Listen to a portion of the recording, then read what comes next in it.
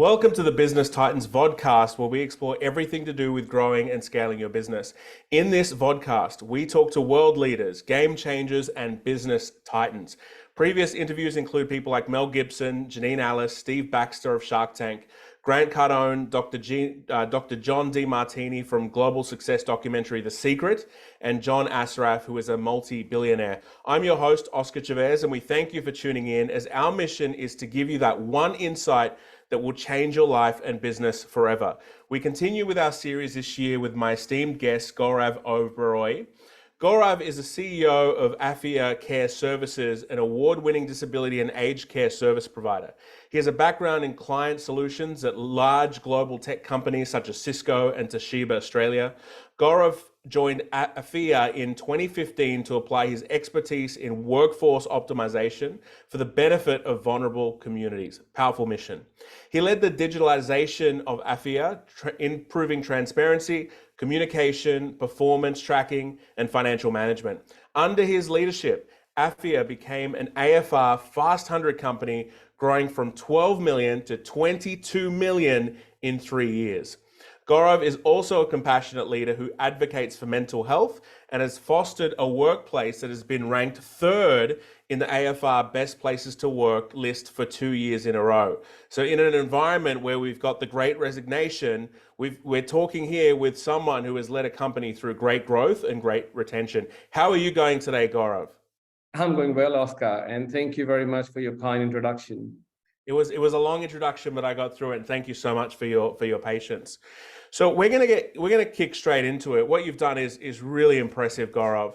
I want to learn, what has been your biggest learning in achieving such stellar growth? What are the biggest lessons you've learned on this journey? Good question, Oscar. Firstly, just let me add, I didn't do all this alone. Firstly, I had my partner in crime, which happens to be my wife, Isha Oberoi, also the founder of Afea Care Services, on this journey with me. But more broadly, the Afea team. I don't think we could have done what we did without that collective effort of the team. In terms of the learnings that I've had, it has to be about staying grounded. Often when things start to move in the right direction, we tend to feel that it's I who's doing all of this. And we forget that it's not the I, it's the we, and it's things that are happening for a purpose and for a reason. We've got to stay very true to our core values. What do we really stand for? And in our case, that has been extremely important. In my personal case, I strongly believe in those values from the heart, not just to be on the wall, but actually etched in our hearts. And we turn up to work for that very purpose. And then you've got to find the right people that come on that journey with you on the bus. And they may enter and exit at various points, but that's good, as long as we are supportive and recognize the efforts and contributions. Yeah, absolutely. Thanks for that, Gaurav. And I often hear this notion about culture. I was in two very different meetings today, and one of those meetings was talking about culture, and we still went through a very dry process. The sentiment of the meeting didn't feel as the words that they were speaking about their culture. In the second meeting that I had, we talked about culture, but you felt it emanating throughout the people in the meeting. There was 4 or 5 of us in the meeting, and you could feel that culture resonate. But both organizations said culture is not something we write on the wall. So here I am in an environment where both companies are saying the same thing, same words. One of them I felt was living it, the others were not. How do we go through that process of etching those things in the hearts and minds of the people so that it's not a little value proposition on the wall, it's something that we all feel deeply innate within us? So the first thing is, within the business, as business owners, we tend to feel that I will create that culture. That as business owners, we integrate part of that culture because we bring those beliefs and vision and values to how we see the world or what we're trying to achieve out of creating this entity. But more importantly, then it's about getting all the heads together in the room and nut out what that really means. And when I say I'm an Afean, And I remember we were very small. We were 7 people in the office, and we said, "Oh, we want to call ourselves Afeans." And one person laughed and said, "What does that even mean?" And I still remember that's something that drove. Yeah, exactly. What does that mean? And that was not just the vision to be the most trusted care provider, or our mission to empower people, or our value system, but it was about our behavior in terms of how we would behave when we come across certain situations. And how do we hold core to those values, whether that's being purposeful, being respectful and understanding, and so on and so forth. So it's creating those behavior mechanisms. And when we start speaking from that and from that heart, you suddenly see the values in action, the culture in action, as opposed to on a textbook or an org chart, or your company cultural handbook or on the wall. Yeah, absolutely. Great answer. Thanks for that. So growth comes with its challenges, and I believe that chaos is the gateway to transformation. But in this journey, Gaurav, you would have had a lot of fears that you had to go through. So how did you overcome some of those fears and overcome the chaoticness that growth brings? And you said the word grounded as well. So maybe that's part of it, but I'm looking to hear how you overcame some of those fears. The biggest fear I had was fear of failing. And that is something that I had to overcome myself. And that's something that led me to the path of mindfulness or meditation and understanding deep within. Why am I fearing something? What's really driving that? And when that fear comes out, what does that do? Does that drive me forward? Does that hold me back? And areas that I do need to work on. For me, failure was not an option. I was a young migrant into the country. When I first came, I had very little to even lose. So I was like, what am I fearful about? I came with nothing. I've gotten somewhere. Surely I can do that. And if I'm here for the right reason, and if I want to do the greater good in the community, then that's simply my purpose. And I want to be of service to someone and let them judge how that service is. That some may like it, some may not like it. And when I started getting comfortable with that, and it's not one instance, there are points in time that will keep drawing me towards that fear and failure and so on and so forth. But it was about, again, grounding myself and centering that in that storm, what do I really want to do? Do I really care about this, or do I really care about I've got more money, or is it bigger organization or a smaller organization? What is the real thing that matters? And if I focus on that, then those fears would go away. Love it. Thanks for that. So what techniques did you use to prioritize and focus yourself on business growth? So what advice would you have to entrepreneurs that want to achieve these types of levels of growth in their business? The first thing was about me recognizing my own strengths and limitations and not trying to impersonate somebody else. And we get that imposter syndrome that if I act like that, or if I do like that, that's a road to success. And then defining what that success really means to me as an individual. And if I can be at peace with it, then comes running the business, and then the entity and understanding that rhythm. And you become so close to it that you can see the trends and analysis before they come on the reports or on the dashboards and the charts. And you know when things are happening right and things that aren't happening right. You start listening to your consumers, you start feeling you're not the smartest person in the room. And even if you are really smart, there's other people that are actually contributing and adding that value. So you've got to keep getting that input from every stakeholder to stay centered. And finally, it's about building resilience. I don't feel that there's one magic trick. And often, time and time again, we were pushed right back to the wall or put into situations where we felt we're done. And it never became easier, because when we were of a certain size, we felt if we became, just a few more million and our team became bigger and I had a dedicated people and culture team, I think it will become easier. If I had a dedicated legal team, it will become easier. And then I had to reconcile that with every growth phase, our challenges will simply change. They will not go away. And they'll only become bigger, and our responsibility will become bigger. I love it. It's so true. I often say, and I took it from Jim Rohn, who's one of the forefathers of personal development, but he says, don't wish for life to get easier, wish for you to get better.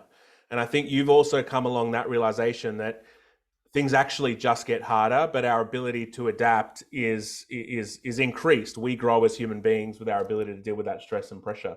Absolutely. So, It's perfect. like your elasticity, and you got to keep increasing your resilience and ability, and you got to become sharper, and cut the noise from actually what needs to really happen. Yeah, absolutely. Now I'm going to ask questions based on 5 principles. So the question for me was how do we help business owners achieve their full potential? And I created a 5 step framework, and that's ISPPM. So identity, strategy, sales, profit, and management. They're the 5 pillars that I think every successful leader needs in their business to get good levels of growth. So I'm going to ask questions based on that framework.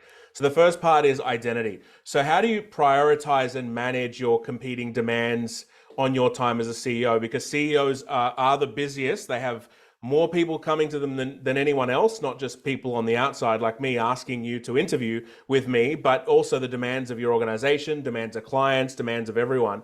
How do you prioritize in that sort of chaos?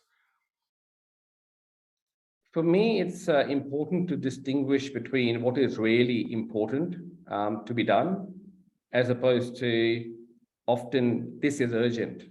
And it's asking that question, why is that urgent? Is that really important, or can it wait?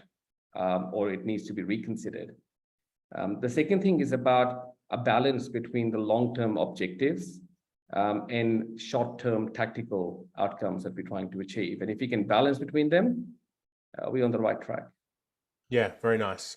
What about what's been the most significant factor driving your company growth over the last 3 years? So if you can think about all the things that you've needed to do in order to drive that growth, what are the most significant factors that have contributed to that success?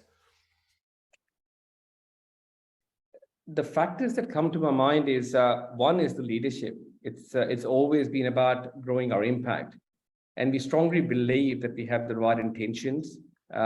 We are, and our vision is to be the most trusted care provider. So we're doing things for the right reason. And when that scales from top to bottom, that very purpose, it starts to foster that growth. The second key factor for us has been growth is in our DNA, and we always speak openly about that. If we feel we are doing the right thing for the right reasons, then what's holding us back? By not growing our impact, we're actually doing a disservice to the community, which is we're not taking our service to people that can benefit from it. And lastly, it's about making a promise and then keeping the promise. Yeah, absolutely. I love it. I love that one. What about some of the limiting beliefs that you think that business owners need to overcome in order to achieve the growth that you have? We've got to open our hearts. Often there is a saying, what are you thinking? What's going in your mind? And I'm guilty of that as well. Working with large organizations, I learned a lot. Equally, in some areas, it made me numb. And then I had to get in touch with my own feelings and emotions and become that vulnerable self and be open and transparent about it. And in the age that we are in with the artificial intelligence, the chat GPT and everything that we might be hearing around us, we do recognize that the mind, which is the compute power, is becoming stronger with the artificial intelligence. I'm sure that even now or in coming years, it's going to overtake humans in terms of how quickly we can calculate or draw the charts and diagrams and so on and so forth. I feel that it's the feelings that's our differentiating core factor. It's that's what makes us human. And when we are in touch with our heart, that's when the magic happens. I love that. That's what we all look for, right? Is that magic? And I agree with you. Feelings are the catalyst, right? To create disruption and to create change in the world and to be the change that we seek. So I think feelings are wildly important. Great. So let's turn the page a little bit and talk about strategy now. So innovation seems to be your middle name. Not that I've looked at your birth certificate, but it's, when I did the research, innovation's there. How do you approach innovation, new product development, doing things in different ways within your business? So I came from tech background. I've studied technology at university along with my business degree, so it was part and parcel of that. And I could firsthand see the impact that technology has been making to improve people's lives in many ways. For me, innovation was how do I bridge gap between our client expectations and also how they are able to consume a product or a service. Can I make it any easier? Can I make the experience any better? And what about the stakeholders that are involved in that ecosystem? So whether that's our alliances, our partners, our team members that are trying to achieve something, sitting in our office, we deliver home and community care, which has been our bread and butter for long, aside from accommodation services and so on. So we've got this mixed, varied teams that sit in the office, and the ones that are actually at the front line delivering care supports. And it's extremely important that the communication flow is seamless and they're able to make quick decisions about people's lives. We're literally dealing with people's lives. And then how are we keeping our clients empowered in those decision making, as well as the stakeholders? It could be a mom or dad for a child with disability. It could be a sibling. It could be a son or a daughter-in-law, whoever it is, looking after the elderly in the family. So bringing that together is something that we feel where the innovation begins. And in 2016, I remember we looked at off-the-shelf platforms. What is out there that we can leverage very quickly? And we couldn't find much that was cloud-hosted, was quick, agile. So we ended up building our own technology platforms that was actually a litmus for fast growth of Afea in the early years. That's inspiring to have to go and build your own technology. Are there things out there in the market that do a similar function now? Or are you still innovating and changing that platform to make it better and better? We're still leveraging that platform and we're having a real hard time shifting away from that platform. So we've recently, over the last few years, started rolling Salesforce as one underlying application as our scale grew and became more complex. And so we started bringing more enterprise-grade applications because we can offshoot more side applications which are personable and meet our compliance or regulatory requirements and so on and so forth. And we are finding it hard because the system that we did build was very easy to use. It's highly intuitive. So it's a journey right now to get off it. Yeah, absolutely. And I heard Salesforce has something like 600 screens or something. So it's a bit crazy. So for me, a strategy is part of positioning yourself uniquely in the marketplace and not sounding like everybody else. Is that a process that you went through? And how do you think about strategic differentiation within your own business? And what advice would you have for other business owners that are doing things the way they've always been done and they need a strategic advantage? To me, that's our brand and our brand promise. And that brand, as I'm wearing right now, is the heart. We're 15 years old, so I still call ourselves a teenager. We're young, agile, we're still learning. We do have a lot of people on the team with far more experience and have come from other organizations that have been in the industry much longer. So it's that collective United Nations, if I should say, from diversity of skill sets and experience and so on and so forth. But from a brand perspective, we've always had this consider it done approach, which is if we make a promise, we've got to make it happen somehow. And we can't break that trust. So that differentiates us. The heart, I feel, was we were probably arguably one of the first organizations to be extremely open and vulnerable and show who we are, as opposed to traditional organizations that were far more corporate in their nature and structure and look and feel. And that probably resonated with a lot of our audience or consumers who believed in us. And largely, I would say that a big role was Isha Oberoi, the founder of the business. She was relentless and felt that anyone who said you got to have a teal color in your logo because that's synonymous with health, I do not agree with that. I think we just got to be ourselves. I love it. And I love that you've touched on brand as part of your strategy because I think that's so important. So let's turn the page a little bit and talk about the third part of successful business, which is sales. Business can't survive without sales. So what are some of the secrets that you've learned or experiences that you've learned, Gaurav, in driving successful sales teams? So I came from a sales background, and my first job in Afea was selling. So when I first came in 2015, we were getting huge demand for our services, and we used to do brokerage services. The large not-for-profits that had the tenders before the rollout of NDIS and the MyHK reforms used to broker services to us or organizations like ourselves. So I was filling out tenders, running out in the field and making sure that we are responding to the request. We were agile and retaining. And building the successful sales function was all about then finding the right people that believed in that vision, the value, and what we offering. A fire in the belly. Because if you didn't have that, you're not going to go out and sign up more clients. In the industry that we are in, they need strong confidence. If I promise someone that we will look after your mom or your dad or your child with a disability, we should be able to do that. So giving them that confidence. And lastly, separating them out from any admin. I think that's the last thing that a salesperson wants. They just want to get things done. Yeah, absolutely. I love that. That resonates with me.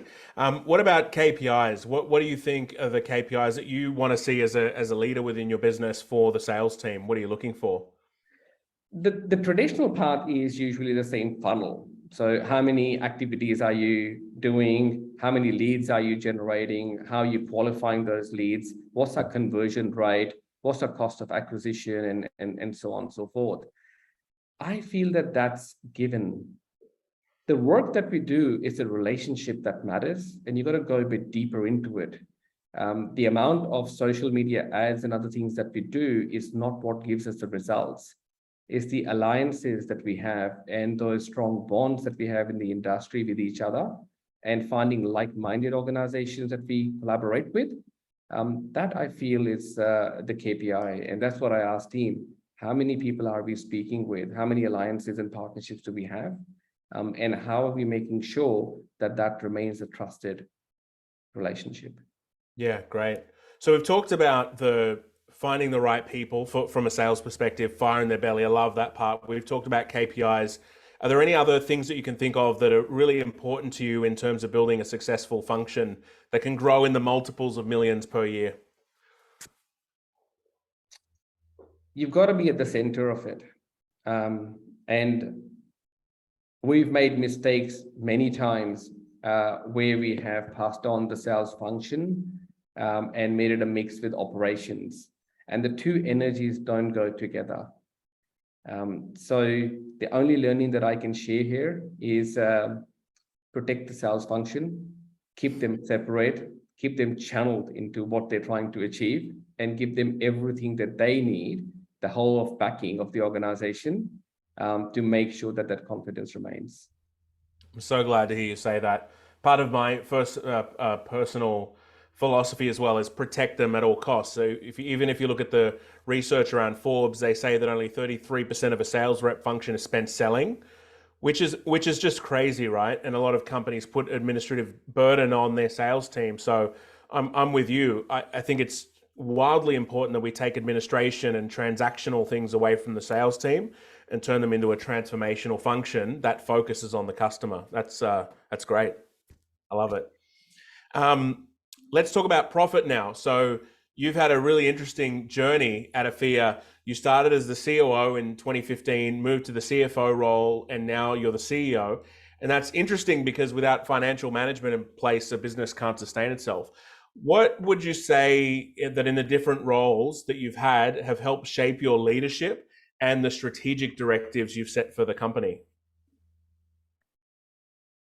I did end up wearing many hats. And like I said before, the first role that I had was a business development manager, even before I became the COO.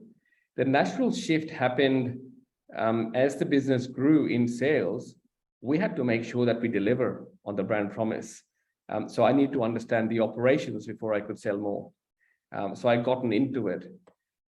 And then came are we able to remain sustainable? So for us, whilst the legal structure is for profit as opposed to not for profit, we call ourselves a social enterprise just by the very nature of the industry that we operate in. Equally, that means that business has to be sustainable. We've got to pay our wages. We've got to make sure that we look after our clients. And then as we have close to 700 plus staff in the field, the responsibility is growing. And as we are adding more and more services and client base, our responsibility towards the community is growing as well. So going from one function to the other definitely did help me take a deep dive and understand the rhythms across each operating function. And today where I sit, it's a lot easier when things are happening. I can relate with them. So it's not just about questioning and going deeper with that executive in my team. I can be compassionate and kind about it because things that they can influence and things that we can't influence. Yeah, absolutely. And what about advice for business owners that, are thinking about how do I manage my own finances in business, but things like, how do you go about the process of making investment decisions or things that make a, recruitment decision, which also may impact the bottom line? What have you got a thought process or a philosophy around how to manage that profitability in the business while keeping an eye on growth? So with the first thing, the business scaling, we ended up having monthly reports and making sure that we had these Excel reports coming out of the systems that showed us how we were tracking. And so that allowed us to make decisions. Very quickly, we did move to a business intelligence tool. So that allowed us to have real-time information and we could make our decision making faster, but also have more trust in what we were trying to do and what that would do, and test out if I'm going to pick option A versus option B, what's the return on my investment? Is that a strategic reason that I'm making that decision? Or is it only the financial reason that I'm going to make that decision? And sometimes in business, you got to have a balance between the short-term wins and long-term objectives of the business. And an ROI could be lower by the option 2, but I may select that because I can see the potential down the road. And that's more aligned to what we're trying to achieve. We've expanded our services from being a home and community care provider to accommodation to support coordination, which is supporting people with disability and getting access to services, and also plan management, which is financial services in processing those payments and so on. And we often keep challenging ourselves, what is our core? Where are we making a real difference? And what does that appear to be from our financial statements and look as well? So it's a combination of that business and financials. Yeah, great. And I love that in a way, you've articulated the value of thinking, because this is something we teach to business owners all the time. It's that you really spend that time thinking in the business rather than just doing. So I love that you've explained business intelligence, having the right data, starting to question yourself as to why you're making those decisions. I think that's the essence of thinking. Has thinking made a huge impact on your career and in your business? And have you had to learn to spend more time thinking, or is it just something that you do naturally with a technology background? Some things come more naturally to me, I have to say. My deputy CEO, who's been an ex-CFO for the company, is a CPA qualified. And the numbers come very naturally to him. And for some reason, the numbers speak to me. So I've got that innate strength in those financials versus in many other ways, I actually lean on the board and our founder, Isha, who happens to be the director in the business as well, for some of that emotional, where I feel that she brings a lot more value. And it's about bringing those heads together, bringing those skills together, that we end up making better decisions. Yeah, great. I love that. Let's talk about management. And this is a question from the community, partly with my question as well. Just checking, can you hear me? That seems to be frozen a little bit. Yes, I can. Okay, perfect. So Afea has ranked on AFR's top 3 places to work for 2 consecutive years. How have you managed to maintain the company's culture and values as you've scaled up? It's been tough. It's been extremely hard, especially through the COVID as well. We've been tested many times, and there's been times where we could see toxicity come into that culture. So I don't feel that maintaining that is a one-time event. It's an ongoing, and it's a responsibility that we hold right from the leadership. And we often in our org chart put leadership at the bottom, and right up to the front line, which is the top thing, because that's where the real things happen. That's where the services are happening, and we then work backwards. The intention always is to keep clearing. We're very open and transparent about that. We hold town hall meetings and communicate from our financials to business objectives to how we get tracking across each function and segment in a very, very open and transparent manner. And we seek ongoing input from every staff member. What that has allowed us to do is there are people that have remained with the organization, and we've got a fair few now that have been 10 plus years in our 15-year journey. Wow. And growing number that we are retaining. And equally, we've had some staff members that have chosen to elect themselves out because that's not who they are. Yeah, absolutely. That makes a lot of sense. So in 2022, the average job mobility rate was 9.5, according to the Australian Bureau of Statistics. And the industry that had the largest share of people changing jobs was healthcare and social assistance. So this means while other companies are going through staff, you're able to retain them. You've touched on some of the things around hiring the right people with fire in the belly. I think that's really important on the front lines as well. You've touched on things like hosting town halls and having really good, transparent communication. But what are some of the other secrets that you've learned through the process of, 10 years is amazing, of retention and creating that type of place to work? The most important thing is to make a safe space for everyone to be there. And we often championed bringing your whole self, which is you don't need to pretend to be someone else. Don't wear a mask when you walk into this office or when you log in remotely in today's world. Flexibility is given, something that we championed and kept on investing in our tech systems, even pre-COVID. So moving into report and hybrid was relatively easy for us. We continued to build a lot of trust within the org and making sure we had each other's back. And when people feel safe, it's seldom that you want to leave that space, safe space. The other thing is about giving them the career opportunities. And we've been fortunate that the growth that Afea has had, we've been able to offer new opportunities to our staff that want to grow into different roles, learn new skills, change their function or role or title, and simply learn new things. So there's always been that space. From a pay and incentive, we're fairly competitive compared to the industry, and we keep a constant check on it. We do still lose people because someone will come and pay them 30% more than what the industry norm is. And then sometimes we do find out 6 months down that that organization is not financially stable and going under. And so you see those people return. And we've had a few of that as well, where we have seen some of the staff members leave and then just didn't enjoy working elsewhere and came back after a few months.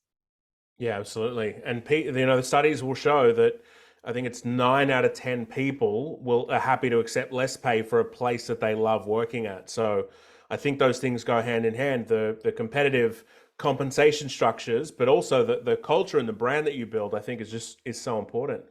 What's your secret to managing you said you had about 100, was it 100 staff or more than that? We've got over 100 office-based or admin staff and our 700 staff in the field.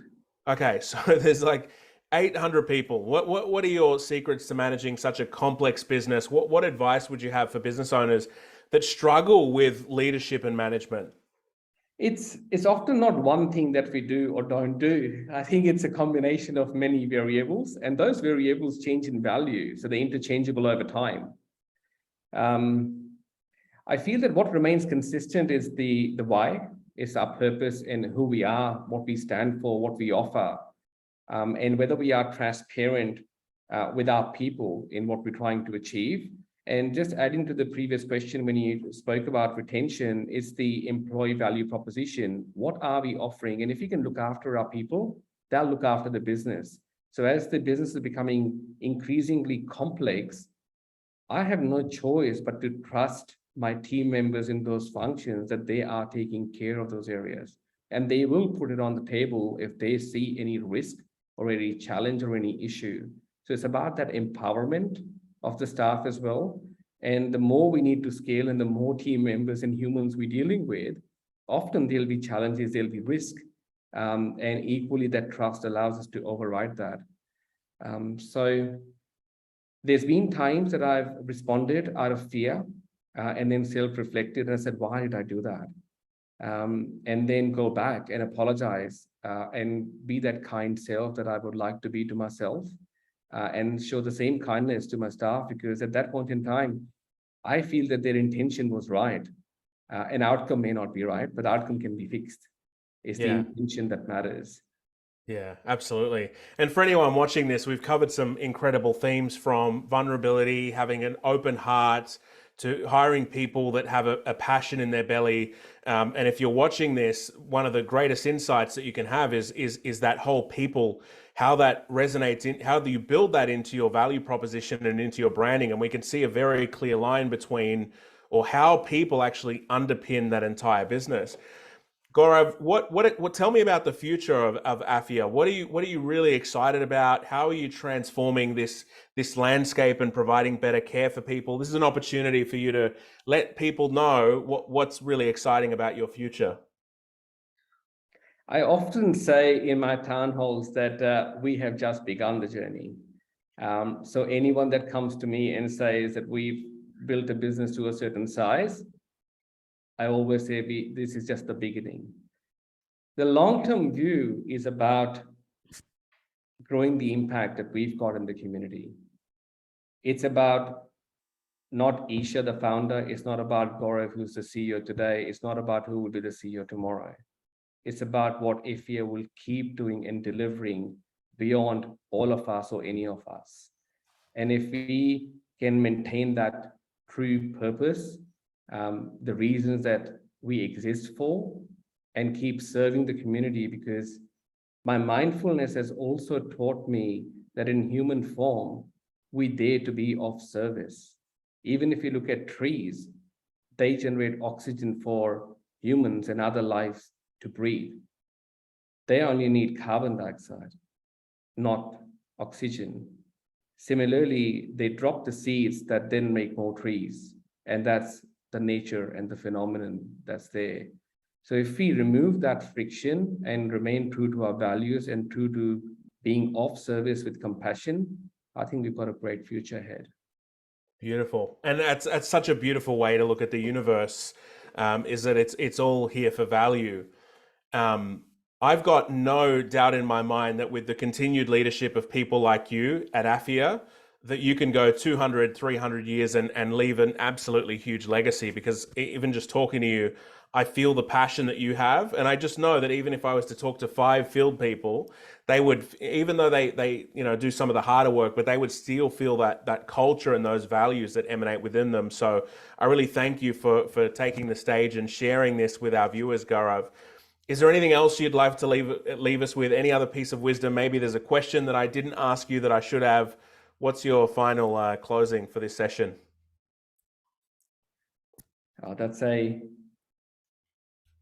My final closing or question, if I would put back to the audience, is when we start our day, there are different thoughts that come to our mind. And I see even in my own team, sometimes there are days we find it very hard to wake up, get out of the bed. What is the purpose? We struggle, we're exhausted from the day before. And what keeps us channeled is that purpose. It's why we exist. What are we trying to achieve? And the only thing I'll ask everyone to do is, in that morning, what is the ritual that you are following? Are you doing something that will make a better person for the hours you're going to spend ahead? And how are you going to make a positive difference to someone else's life? Absolutely. And for me, this conversation, you've given us an exemplary example of higher consciousness. You've ascended into that field, right, of real consciousness and self awareness and value for the rest of the world. So I really thank you for taking the time and sharing of your busy schedule. I mean, you've got 800 people to lead, but here you are sharing with the community. So I really thank you for your time, Gaurav.